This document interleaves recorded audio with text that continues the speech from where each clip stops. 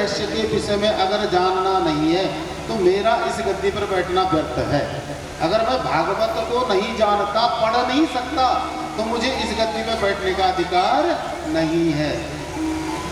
भागवत का मूल पारायण अगर नहीं हो रहा है, या किसी भी कथा में आप चाहे राम कथा करवाते हो, चाहे सुंदरकांड करवाते हो, चाहे शिव महापुराण करवाते हो, कोई भी पुराण पाठ करवाते हो, और उस मूल का जो आप पारायण नहीं करवाते तो आप पाप के भोगी बनते हो। चाहे वो कर्ता कोई भी हो, चाहे कर्ता कोई भी हो, मैं हूँ चाहे आप हो, चाहे कोई संत भी क्यों ना हो, अगर उसका मूल पारायण नहीं हुआ, उस भागवत का मूल पारायण नहीं हुआ, उस राम कथा का मूल पारायण नहीं है, या उस शिव महापुराण का मूल पारायण नहीं, मूल इस पुस्तक का संस्कृत में पूरा पाठ करना। श्लोकों का 18,000 श्लोक हैं, इसमें 18,000 श्लोक हैं और 365 अध्याय हैं। उन 18,000 श्लोकों का अगर पारायण नहीं किया, पाठ नहीं किया, वो कथा व्यर्थ है। वो कथा काय के लिए है? पैसे इकट्ठे करने के लिए। वो कथाएं काय के लिए होती हैं? केवल प्रवचन करने के लिए, पैसे इकट्ठा करने के लिए। इसलिए मूल पारायण अवश्य होना चाहिए। जिस कथा में भागवत कहता है, श्रीमद् भागवत कहता है कि जो है गणेशादि वेदी बनाए। अगर गणेश की वेदी नहीं बनी है, गणेश पूजन नहीं हो रहा है, नवग्रह पूजन नहीं हो रहा है, 16 मातृकाओं का पूजन नहीं हो रहा, श्री सर्वतोभद्र मंडल का पूजन नहीं है, ये आगे आपके रखे हैं, ये वेदियां हैं। अगर इनका पूजन नहीं हुआ और केवल प्रवचन हो रहा है, तो अर्थ प्राप्त करने के लिए हो रहा है, उसका जो वास्तविक अर्थ मिलेगा, तत्व मिलेगा, उसकी प्राप्ति के लिए नहीं हो रहा। इसलिए प्रातः काल पहले गणेश आदि देवताओं का पूजन होता है, नवग्रह देवताओं का पूजन होता है, मूल पाठ होता है, ब्राह्मण मूल पाठ करते हैं, और मूल पाठ पूरा होता है, कथा कभी पूरी नहीं होती।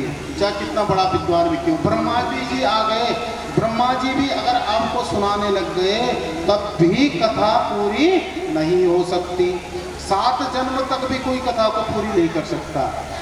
इतनी लंबी हरि अनंत, हरि कथा अनंत, हरि के अनंत स्वरूप हैं, अनंत उनकी कथाएं हैं। हम इन छोटे, हम क्या उनकी कथा का गुणगान कर पाएंगे, लेकिन मूल पारायण होना अति आवश्यक है।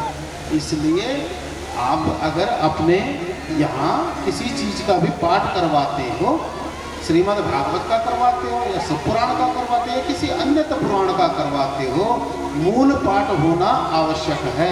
अगर मूल पाठ नहीं करवाते हो या नहीं करवाया है, अब भी बोल रहा हूँ कि अगर आप लोगों ने मूल पाठ नहीं करवाया है तो आपकी कथा पूर्ण नहीं है, बिल्कुल नहीं है।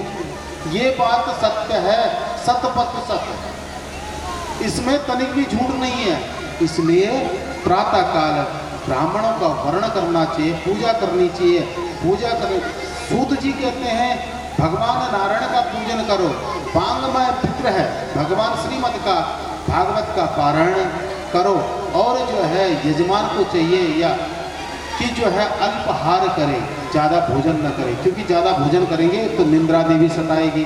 अल्पाहार करें, ब्रह्मचर्य रह करके उसका पारायण करें, तो जो है यजमान को भी और ब्राह्मण को भी, दोनों को भी ब्रह्मचर्य रह करके, और जो है खान पान पर अपना जो नियंत्रण रखे, अभक्ष भोजन ना करें, केवल वही भोजन करें जो है व्रत उपवास या जो है हम जो है व्रत करते हुए पाते हैं, उन्हीं का भोजन करें, तीक्ष्ण भोजन न करें। और इस प्रकार से तब श्रीमद् भागवत का पारायण करके कथा प्रारंभ करनी चाहिए। कथा पूरी नहीं होती, लेकिन मूल पाठ पूरा होता है। इसलिए मेरा कथन आप सब लोगों से यही है कि आप अगर किसी चीज़ का पारायण करते हैं, पाठ करवाते हैं, उसका पारायण अवश्य कराया करें।